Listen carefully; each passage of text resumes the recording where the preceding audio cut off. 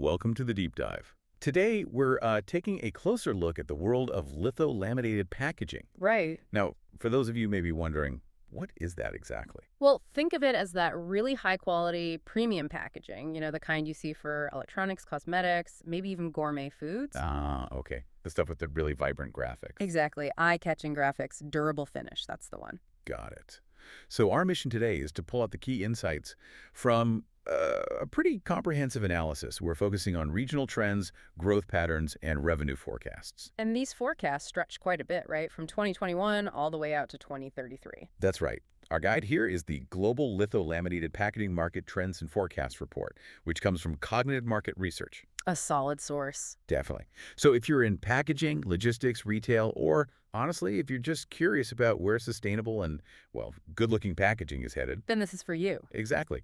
So let's set the scene globally. Back in 2021, this market, it clocked in sales revenue of $8,740.81 million. So over 8.7 billion to start. Yeah. And get this. Mm. The report predicts it's not just growing, it's set to soar. Expected to pass $10 billion by 2025. Okay, wow. And then reach a really impressive $14.6 billion by 2033. 14.6 billion, that's quite a jump. It is. It represents a steady compound annual growth rate, the CAGR, of almost 4.4%. So 4.372% to be precise. A solid growth trajectory globally. That global figure paints a broad picture, yeah. But here's where it gets really interesting. Mm-hmm. How are the different parts of the world actually contributing? Is everyone growing at the same pace, or are some regions really leading the charge? Yeah, that's the fascinating part. While the overall global growth at 4.372% is consistent, Right. the varied pace and the scale across different regions, well, they tell a really compelling story. It's about how these market dynamics play out differently worldwide. We're seeing expansion pretty much everywhere, Okay. but, with distinct momentum and kind of unique drivers in each area. Let's maybe dig into some of those regional highlights. Absolutely. Let's kick things off with what the data seems to show is a real powerhouse of momentum, the Asia-Pacific region. What's the story there? Oh, Asia Pacific is definitely leading the charge, no question. The market there started at a pretty substantial $3.3 billion roughly back in 2021. Okay, already a big jump. Yeah, and it's projected to nearly double, exploding to almost $5.9 billion by 2033. Wow. That's a really robust CAGR of almost 5% annually, 4.987% to be exact. It really solidifies its position as, well, the fastest growing region. And within APAC, are there specific countries driving that? Definitely. China, which is already a massive market, it continues to show very strong growth, about 5.2% CAGR. It's going from roughly $1 billion to over $1.8 billion. Still huge growth. Huge, but it's India that really stands out within APAC. It has the strongest individual country growth rate. Oh, really? Yeah, an impressive 5.8% CAGR. It's on track to nearly double its market size to almost $1 billion by 2033. Started around $500 million. And you also see places like Singapore posting over 5% CAGR, and the broader Southeast Asia region, too, that's actually got the highest CAGR in APAC at nearly 5.6%. It's growing from $230 million to over $440 million.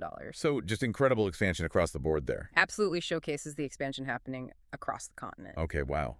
That's a serious surge in Asia-Pacific. Yeah. Let's shift our gaze westward a bit. What does this all mean for South America? Are we seeing something similar or different dynamics? South America is certainly on a solid climb. Maybe not quite that explosive momentum you see in Asia Pacific, but definitely solid. Okay. The region as a whole, it's projected to grow from just over $550 million in 2021 Right. to nearly $950 million by 2033.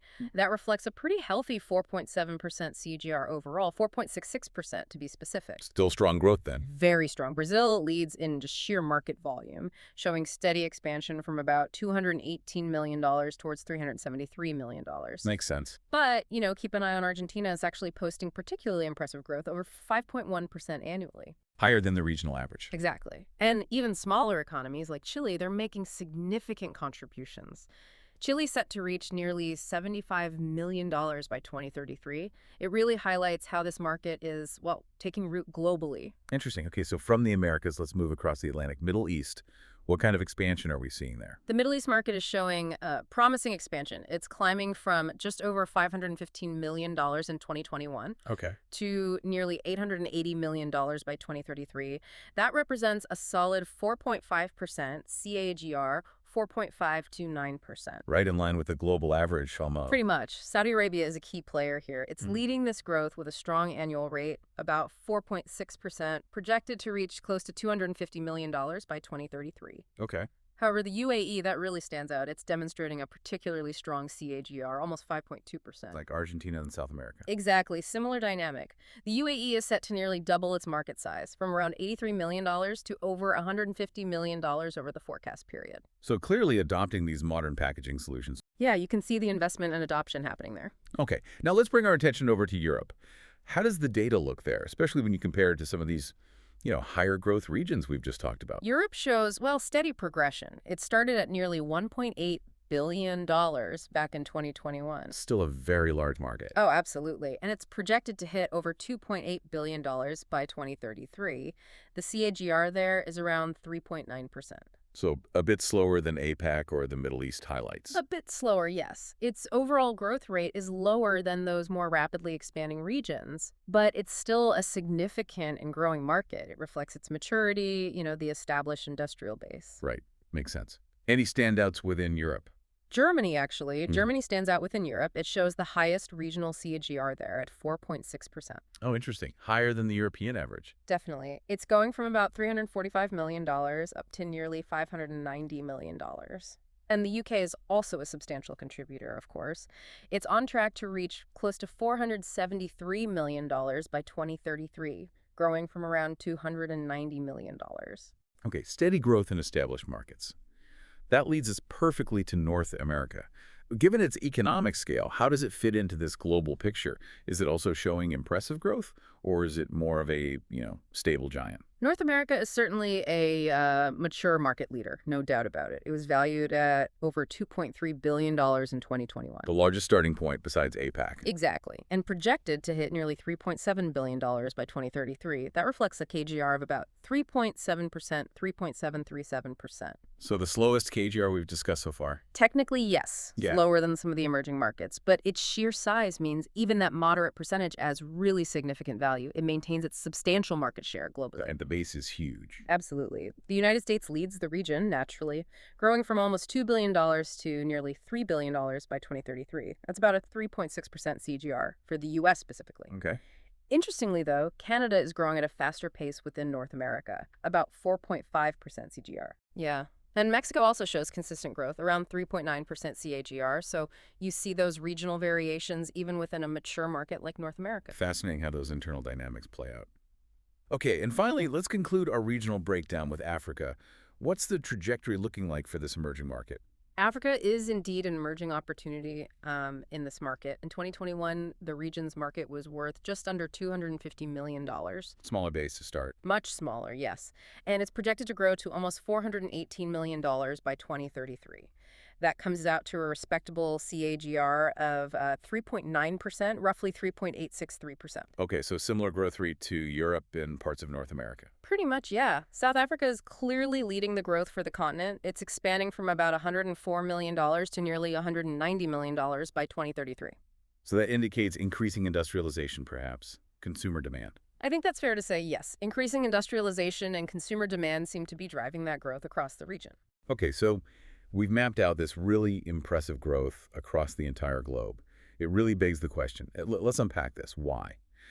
What's driving this consistent demand everywhere for litho laminated packaging? What's the bigger picture behind these numbers? It seems every region, mature or emerging, is moving upward. Yeah, that's a great question. And if we connect this to the bigger picture, the consistent growth across all these diverse regions, it really points to several core, I think, undeniable drivers. Okay. First, there's just a clear and increasing demand for high quality, visually appealing, and durable packaging. And that's across a whole range of industries. Right, we mentioned electronics, cosmetics. Exactly. Consumer goods, electronics, food and beverage, they all need packaging that doesn't just protect the product, but also attracts the consumer on the shelf or online. It's part part of the brand experience now. Totally. This isn't just about a box anymore. It's about that premium feel when you unbox a new smartphone, right? Mm-hmm. Or the crispness of a high-end food package you pick up. Makes sense. What else? Second, the influence of sustainability trends. That's Mm. significant. Litho laminated packaging, it can offer more eco-friendly options compared to some traditional plastic-heavy materials, which aligns better with consumer values these days. Okay, sustainability is key. Definitely. Third, the ongoing massive expansion of e-commerce. Of course. It just means more goods are being shipped everywhere globally. That requires robust packaging, sure, but also presentable packaging for safe delivery and, crucially, that positive unboxing experience people talk about. That unboxing moment is huge for brands online. It really is. And finally, you just can't overstate the role of premium branding in packaging choices. Mhm. Brands are constantly looking for ways to stand out, in crowded marketplaces, both physical and digital. And this packaging helps them do that. Precisely. The visual appeal, the quality feel of litho laminated packaging provides that really crucial edge. And, this raises an important question, maybe for you, the listener. Mm. How do these big macro trends in packaging actually impact your everyday purchasing decisions? Or maybe even just the first impression you get of a product before you even buy it? That's a fantastic point to consider. It really brings the numbers, all those billions in KGRs, it brings them to life. So just to summarize our deep dive then, the global litho laminated packaging market is clearly on a stable, pretty robust growth path, expected to add nearly $6 billion in value over the next decade or so. That's the takeaway.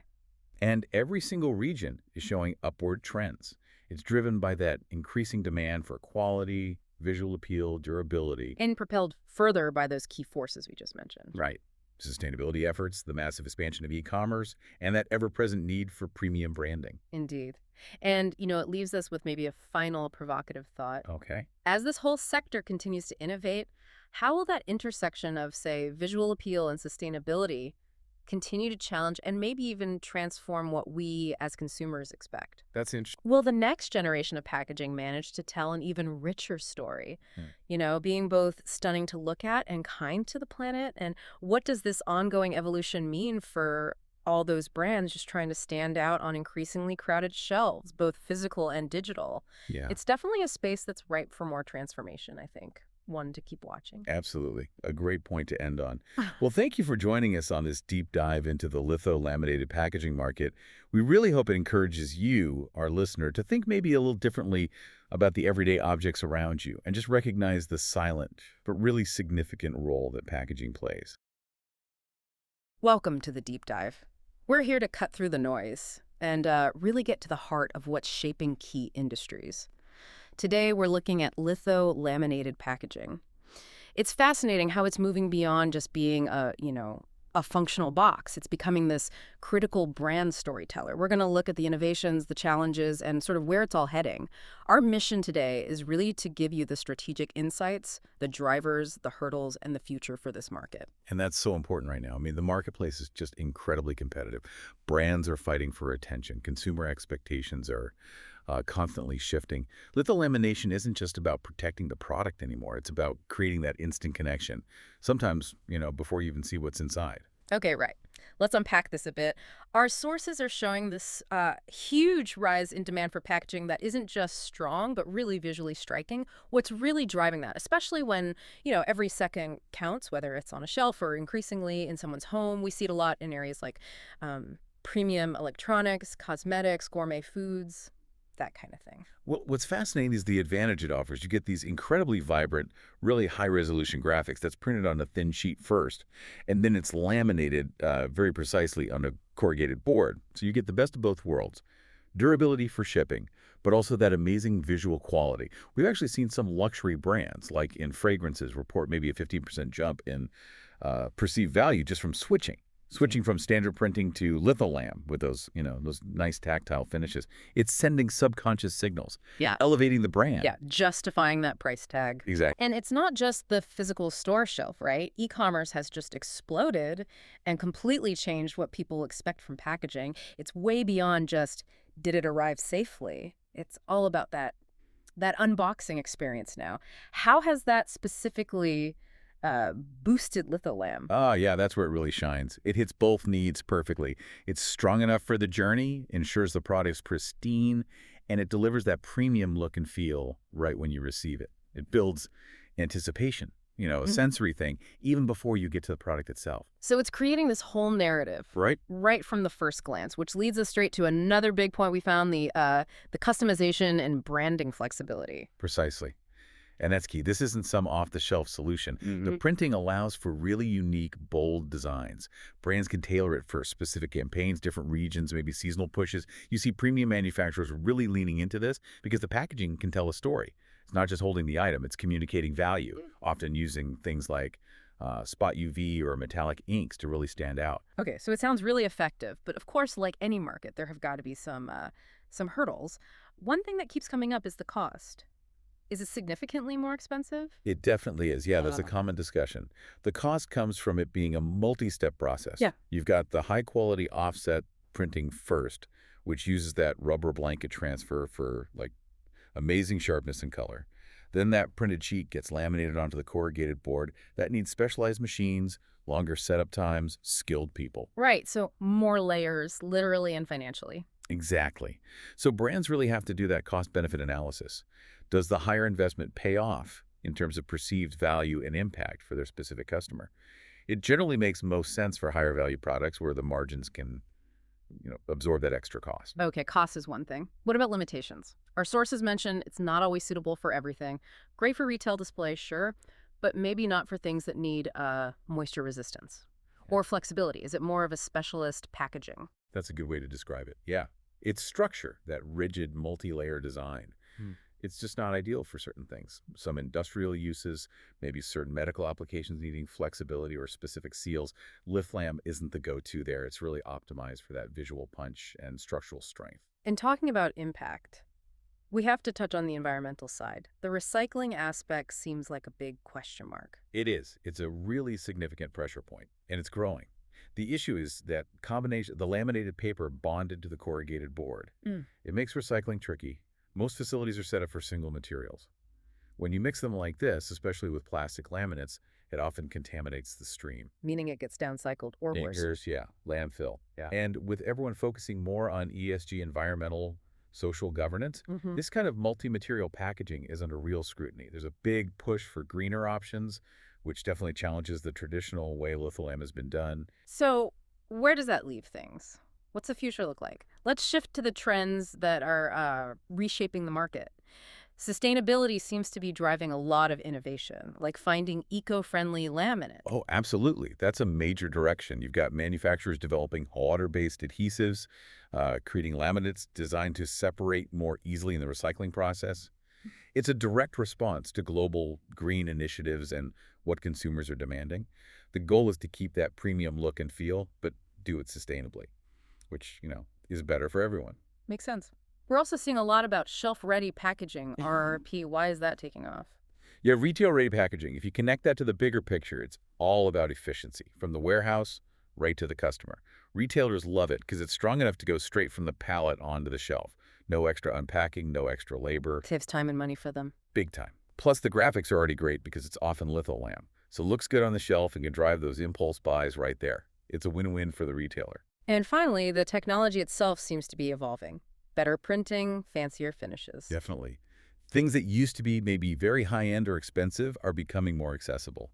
We're talking high-gloss UV coatings, foil stamping, embossing, things that add texture. It allows brands to create packaging that doesn't just look premium, it actually feels premium, engaging more senses than just sight. Like that texture of a matte finish or Yeah. feeling a raised logo. Exactly. It makes it more memorable, builds a stronger connection. So wrapping this up, whether you're involved in product development, retail strategy, or brand marketing, the takeaway seems pretty clear. Litho laminated packaging isn't just a box. It's really a strategic tool, a silent salesperson almost, part of the whole communication.